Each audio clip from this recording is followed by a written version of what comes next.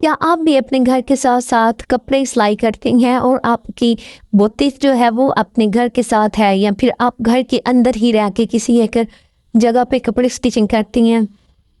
तो आप घर में अकेले हैं या फिर आपके बच्चे हैं, ऑफिस है या कुछ भी, तो उसके साथ आपको ये मैनेज करना पड़ता है काम। तो ज़ाहिर सी बात है हर एक के लिए मुश्किल हो जाता है।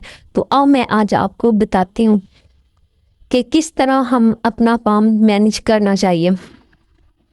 मेरा बुटीक भी पास ही है घर के तकरीबन, और किसी टाइम भी कस्टमर आ जाता है और एक टाइम में लेके एक टाइम टेबल के मुताबिक मुझे भी चलना पड़ता है घर को और बुटीक को लेके, काम को लेके।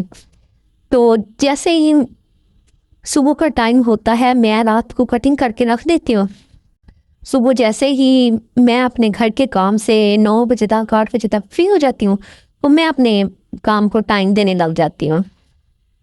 तो जिनके बच्चे होते हैं उनके लिए और भी मुश्किल हो जाती है काम करना, और फिर घर के साथ बुटीक हो तो और भी मुश्किल हो जाता है। घर में बुटीक के बहुत ज़्यादा फ़ायदे भी हैं और बहुत ज़्यादा नुकसान भी हैं। फ़ायदा ये है कि हम किसी टाइम भी अपने घर का काम कर सकते हैं और किसी टाइम भी कस्टमर आ सकता है, उससे ओपन ही मिलती है।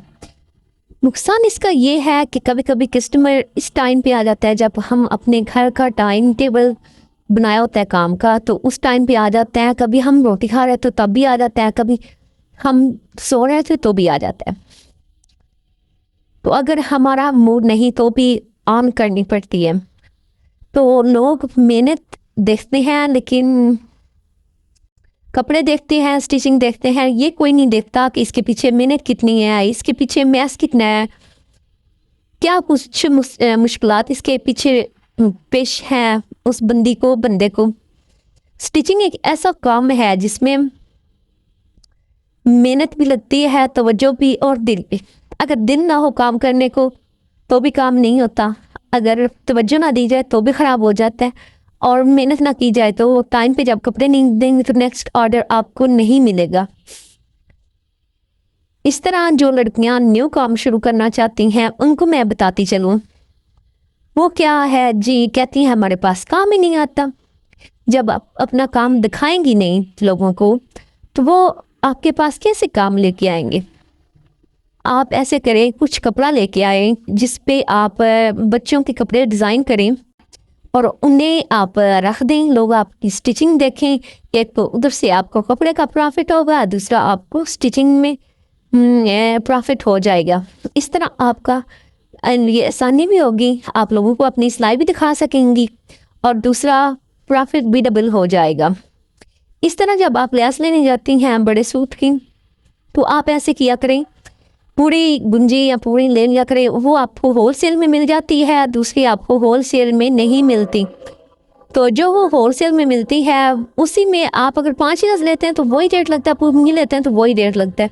तो आप ऐसा किया करें, 10-12 गज़ की जो गुंजी होती है पूरी ले लिया करें, बाद में बच्चों के कपड़ों पर वो यूज़ हो जाती हैं और उधर से भी आपको प्रॉफिट हो जाती है।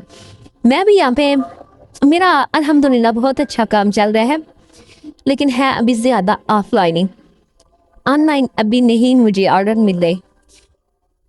साथ साथ जितने भी विलेज हैं 3-4 सब मुझसे स्टिचिंग करवा रहे हैं, अपने विलेज के लोग भी स्टिचिंग करवा रहे हैं। और हाँ, सिटी में काम करना थोड़ा आसान होता है, विलेज में काम करना थोड़ा मुश्किल होता है। विलेज में ये है कि लोगों को आहिस्ता आहिस्ता पता चलता है, सिटी में लोग ज़्यादा पता चल जाता है।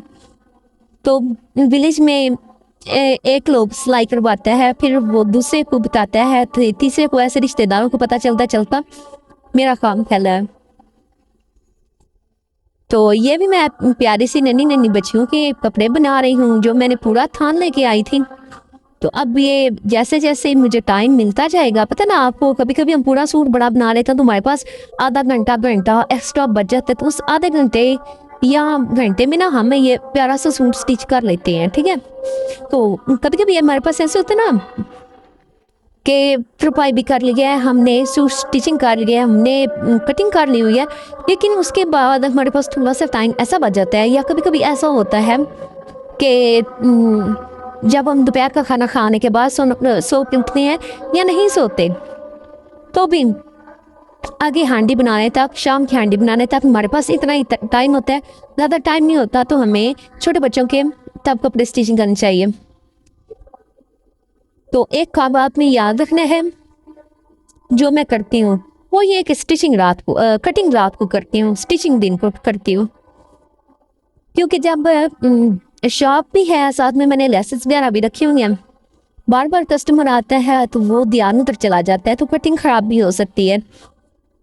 एक जब बंदा सुबह सुबह उठे तो पहले से कटिंग बहुत, बंदा सीधा मशीन पे बैठ जाए, टाइम वेस्ट नहीं होता। दिन टाइम साथ साथ कस्टमर आते रहते हैं, बार बार मशीन से उठना भी पड़े तो खैर होती है, लेकिन कटिंग करते हुए साथ कस्टमर हो तो वो नहीं बंदा हैंडल कर सकता। ऐसा काम जो आपने बहुत ज़्यादा कटिंग करना हो वो आप रात को करके सोएं, यही मेरी रूटीन है। और सब बहनें जो अभी थोड़े से शुरू कर रही हैं, उन्हें बच्चों के कपड़ों से ही शुरू करना चाहिए, वो उन्हें काम दिखाना चाहिए ताकि लोग कर सकें।